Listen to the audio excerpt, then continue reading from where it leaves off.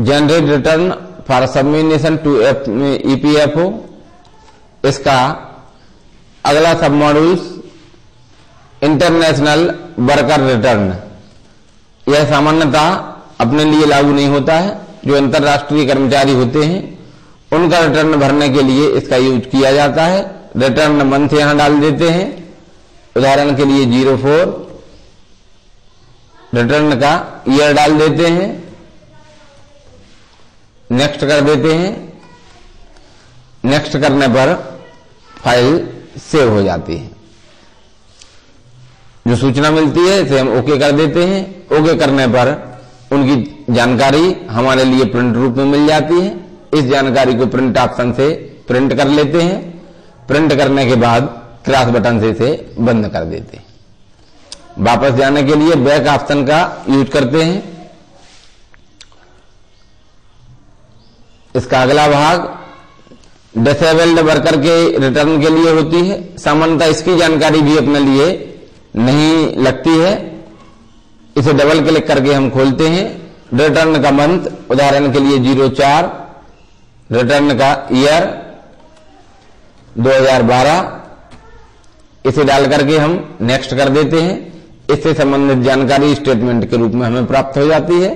Statement को हम print भी कर सकते हैं। प्रिंट करने के बाद हम क्रॉस ऑप्शन से इसे बंद कर देते हैं।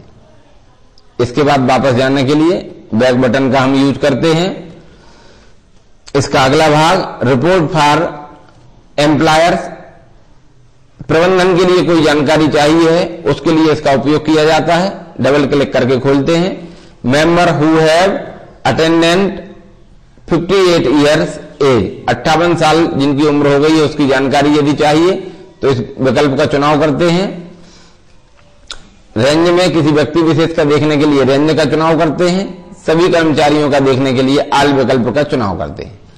इसी प्रकार से डेट का चुनाव कर लेते हैं, कब से कब तक का देखना है। उदाहरण के लिए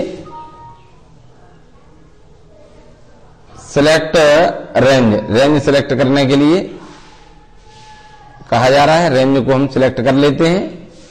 अब यहां हम डेट डाल देते हैं। उदाहरण के लिए 1/7/2011 से अंतिम डेट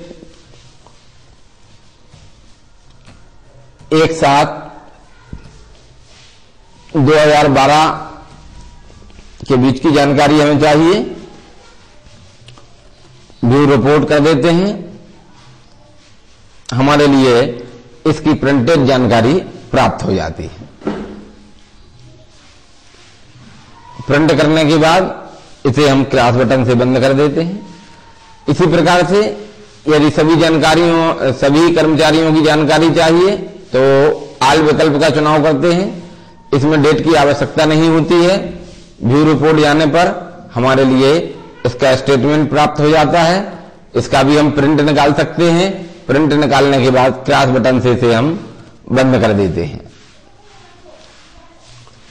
डिसेबल्ड वर्कर, जो लोग डिसेबल्ड हो चुके हैं उनकी जानकारी इससे प्राप्त होती है। क्लिक करने पर हमारे लिए इसकी जानकारी एक लिस्ट के रूप में प्राप्त हो जाती है। इसे प्रिंट भी किया जा सकता है।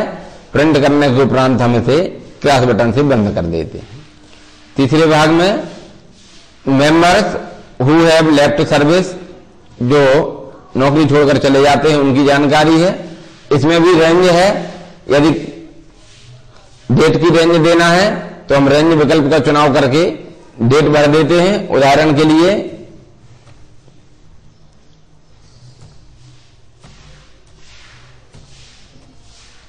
1/4/2010 से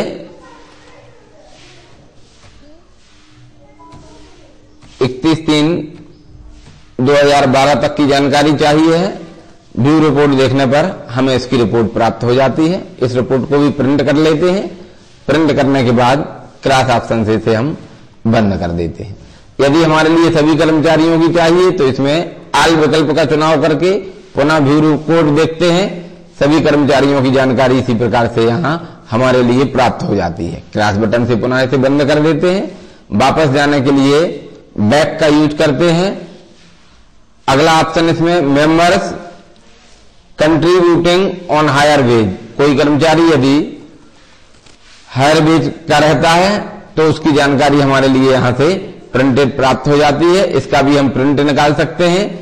प्रिंट निकालने के बाद क्रॉस बटन से इसे हम बंद कर देते हैं। Members having date of birth and date of joining blank, इसकी जानकारी हमें इससे प्राप्त हो जाती है। इसको भी हम प्रिंट निकाल सकते हैं और प्रिंट निकालने के बाद क्रॉस बटन से इसे हम बंद कर देते हैं। सामान्यतः इन मॉड्यूल्स की आवश्यकता कम हो जाती है, जानकारी के लिए है। इसका अगला भाग सिस्टम एडमिन है।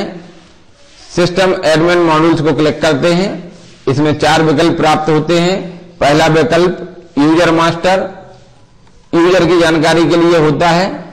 यहां हम कोई यूजर सर्च करना चाहते हैं तो हम सर्च ऑप्शन को क्लिक करके उस यूजर को यहां हम लिख देते हैं। उदाहरण के लिए हमने एडमिन यहां लिखा हुआ है। एडमिन यूजर की जानकारी यहां पर सेव हो जाती है। इससे वापस जाने के लिए बैक विकल्प का चुनाव करते हैं। बैक विकल्प से हम इससे वापस आ जाते हैं। सिस्टम एडमिन में अन्य भाग कंट्रीब्यूशन फॉर अदर पैरामीटर, इसको डबल क्लिक करके खोलते हैं। सामान्यतः जो पार्ट हम यहां भेजते हैं उसकी जानकारी यहां पर दी जाती है। यह जानकारी सामान्यतः वही होती है जितना हम भेजते हैं, इसलिए परिवर्तन की आवश्यकता नहीं होती है। इस जानकारी को देखने के बाद हम इसे सेव कर देते हैं। यदि कोई अंतर है, हम कोई कम या अधिक भेजते हैं तो उस पार्ट को हम यहां पर सुधार भी सकते हैं। उदाहरण के लिए 8.33 को सुधार कर हम 8.67 कर देते हैं। यदि अन्य किसी में भी सुधार करना है तो इसी प्रकार से हम अपने अंशदान में सुधार कर सकते हैं। सुधार करने के बाद जो हम सेव कर देंगे वह यहां पर सेव हो जाएगा। विकल्प से बाहर जाने के लिए हम बैक ऑप्शन का चुनाव करते हैं। सिस्टम एडमिन का तीसरा part reset data for a particular month, किसी मंथ विशेष के डाटा में कोई सुधार करना है तो हम उस मंथ का चुनाव करके यहां से उसको रीसेट कर सकते हैं। नेक्स्ट बटन को क्लिक करेंगे, सूचना प्राप्त होगी डाटाबेस की, सूचना को हम यस कर देते हैं। रीसेट बाय सक्सेसफुली की सूचना प्राप्त होती है, ओके कर देते हैं। रिपोर्ट पुनः सेव हो जाती है। इसका अगला पार्ट बैकअप रीस्टोर डाटाबेस, इसके लिए बना हुआ है। 3 ऑप्शन आते हैं डाटाबेस का बैकअप। यदि बैकअप चाहिए है तो हम बैकअप विकल्प का चुनाव करते हैं। यदि हमें डाटाबेस को रीसेट करना है तो रीसेट का चुनाव करते हैं। यदि डाटाबेस को रीस्टोर करना है तो हम रीस्टोर डाटाबेस का चुनाव करते हैं। सामान्यतः इनकी आवश्यकता भी हमारे लिए कम होती है। इस मॉड्यूल से वापस जाने के लिए बैक बटन का यूज करते हैं।